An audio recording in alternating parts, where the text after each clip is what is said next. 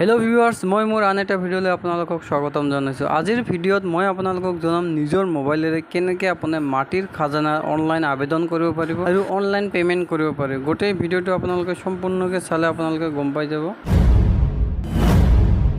প্ৰথমতে আপোনালোকৰ মোবাইলৰ পৰা গুগল বা ক্ৰম ব্ৰাউজাৰত যাব লাগিব। তাৰ পৰা আপোনালোকক সাৰ্চ কৰিব লাগিব সেৱা সেতু এপ্লিকেশ্যন ষ্টেটাছ। তাৰ পৰাহে আপোনালোকৰ পেজটো খোল খাব, যোনটো পেজ মই আপোনালোকক এতিয়া দেখাই দি আছোঁ। আপোনালোকে স্ক্ৰিপ্ট নকৰাকৈ চাই থাকিলে গোটেইখিনি নিজে ঘৰতে বহি কৰিব পাৰিব। সেৱা সেতু এপ্লিকেশ্যন ষ্টেটাছ সাৰ্চ কৰাৰ লগে লগে ট্ৰেক এপ্লিকেশ্যন ষ্টেটাছ সেৱা সেতু গভৰ্ণমেণ্ট অফ আসাম লিখা থাকিব। এই ইয়াতে আপোনালোকক ক্লিক কৰিব লাগিব, য'ত মই এতিয়া ক্লিক কৰি আপোনালোকক দেখুৱাই দি আছোঁ। তাৰ পিছত আপোনালোকক এনেকুৱা ধৰণৰ এখন পেজ খোল খাব। তাত আপোনালোকক যাব লাগিব, একদম ওপৰত আছে হোম, তাতে আপোনালোকক ক্লিক কৰিব লাগিব। আৰু তাৰ পিছত আপোনালোকৰ এনেকুৱা ধৰণৰ এখন পেজ খোল খাব, য'ত লিখা থাকিব চিটিজেন সাৰ্ভিস, বিজনেছ সাৰ্ভিস আৰু ইউটিলিটি সাৰ্ভিস। আপোনালোকক চিটিজেন সাৰ্ভিসত ক্লিক কৰিব লাগিব। চিটিজেন সাৰ্ভিস ক্লিক কৰাৰ লগে লগে আপোনালোকৰ সন্মুখত এনেকুৱা ধৰণৰ এখন পেজ খোল খাব, য'ত আপোনালোকৰ লিখা থাকিব ডিপাৰ্টমেণ্ট নেম থাকিব আৰু সাৰ্ভিস নেম থাকিব। আৰু আপোনালোকৰ অলপ ওপৰত যদি চাই আপোনালোকৰ চিটিজেন সাৰ্ভিসত মানে কি ডিপাৰ্টমেণ্ট আছে, যেনেকুৱা ভেটেনাৰী আছে, পাৱাৰ আছে, এডুকেশ্যন আছে, এগ্ৰিকালচাৰ আছে, গোটেইখিনি ইয়াতে লিখা আছে। আপোনালোকে যদি ইচ্ছা কৰে অল ক্লিক নকৰাকৈ আপোনালোকে যোনটো ডিপাৰ্টমেণ্টত কাম কৰিব সেই ডিপাৰ্টমেণ্টটো ক্লিক কৰিব পাৰে, তেতিয়াহ'লে আপোনালোকৰ আগত মানে কম পেজ আহিব। মই এতিয়া আপোনালোকক অলত ক্লিক কৰি দেখুৱাই দি আছোঁ। ইয়াতে চাৰ্চ অপশ্যন আছে, চাৰ্চত লিখিব লাগিব ই খাজানা। যিহেতুকে মই আজি আপোনালোকক ই খাজানাৰ বিষয়ে দেখুৱাব খুজি আছোঁ, আপোনালোকে এবাৰ কনফাৰ্ম কৰি ল'ব যে ই খাজানা হয় নে নহয়। আৰু চাইটৰ ডিপাৰ্টমেণ্ট নেমত তাৰ ৰেভিনিউ এণ্ড ডিজাষ্টাৰ মেনেজমেণ্ট। তাৰপিছত আপোনালোকক যাব লাগিব প্ৰচেছত। যেতিয়া আপোনালোকে প্ৰচেছ ক্লিক কৰিব তেতিয়া আপোনাৰ ইয়াতে লিখা আহিব ই খাজানা এপ্লাই বুলি আহিব ওপৰত। আপোনালোকে এপ্লাইত যেতিয়া ক্লিক কৰিব তেতিয়া এনেকুৱা ধৰণৰ এখন পেজ খোল খাব, য'ত লিখা থাকিব লগ ইন এণ্ড ৰেজিষ্ট্ৰেশ্যন। ইয়াতে মই আপোনালোকক এটা কথা কওঁ, যদি আপোনালোকৰ লগ ইন কৰা নাই, মানে যদি ইউজাৰ আই ডি বা পাছৱৰ্ড আপোনালোকে বনা নাই, তেতিয়াহ'লে আপোনালোকক ৰেজিষ্ট্ৰেশ্যন কৰিব লাগিব। তাতে আপোনালোকে তলত দেখি আছে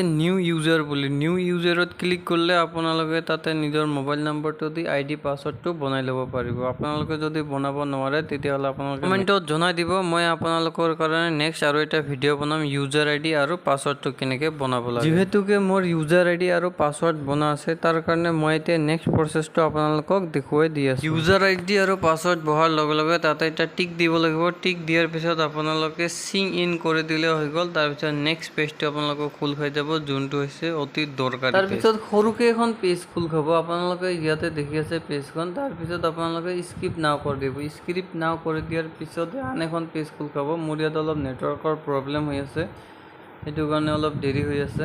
তাৰপিছতে এনেকুৱা ধৰণৰ আপোনালোকৰ আগত এখন পেজ খোল খাব, য'ত আপোনালোকৰ এখন আছে আধাৰ কাৰ্ডৰ লগত লিংক কৰি আপোনালোকে এপ্লাই কৰিব পাৰিব, আৰু এখন আছে আই ডু নট হেভ আধাৰ। আপোনালোকে যদি সেই অপশ্যনটো ক্লিক কৰে তেতিয়াহ'লে আপোনালোকৰ তাতে পেন কাৰ্ডৰ ডিটেইলছখিনি বিচাৰিব। কিন্তু মই আপোনালোকক ক'ম যে আপোনালোকে পাৰিলে আধাৰ কাৰ্ড দি এপ্লাই কৰক, কাৰণ পেন কাৰ্ড দি হ'লে আপোনালোকৰ হয়তো পিছত যেতিয়া আপোনালোকে পে'মেণ্ট কৰিব হয়তো প্ৰব্লেম হ'ব পাৰে।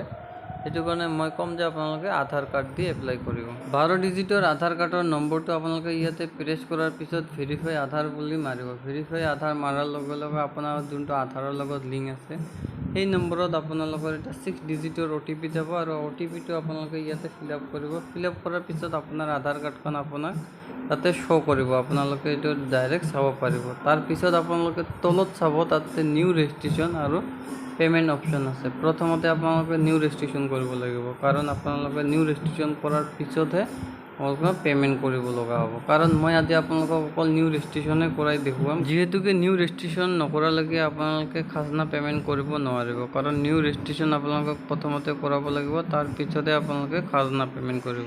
নিউ ৰেজিষ্ট্ৰেশ্যনত ক্লিক কৰাৰ লগে লগে আপোনাৰ ওচৰত এনেকুৱা এখন পেজ খোল খাব, য'ত লিখা থাকিব লেণ্ড ডিটেইলছ। প্ৰথমতে থাকিব চইচ ডিষ্ট্ৰিক্ট, তাৰপিছত থাকিব চাৰ্কেল।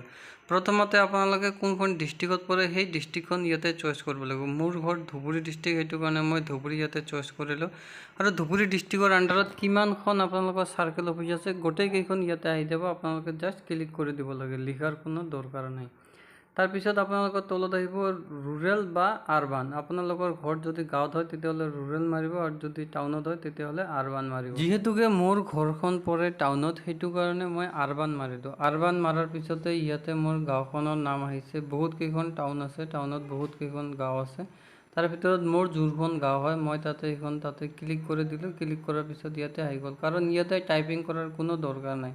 তাৰ অলপ তলতে আপোনালোকে চাব পাৰিব চইচ পাট্টা টাইপ। আপোনালোকৰ চইচ পাট্টা টাইপ মাৰিব লাগিব। মানে আপোনাৰ পাট্টা একচুৱেলি দুটা টাইপৰে হয়। আপোনালোকে পাট্টা তাতে লিখাই থাকিব, পাট্টাত যোনটো পাট্টা টাইপ আপোনালোকৰ আছে সেইটো পাট্টা টাইপ ইয়াতে বহাই দিলে হৈ গ'ল।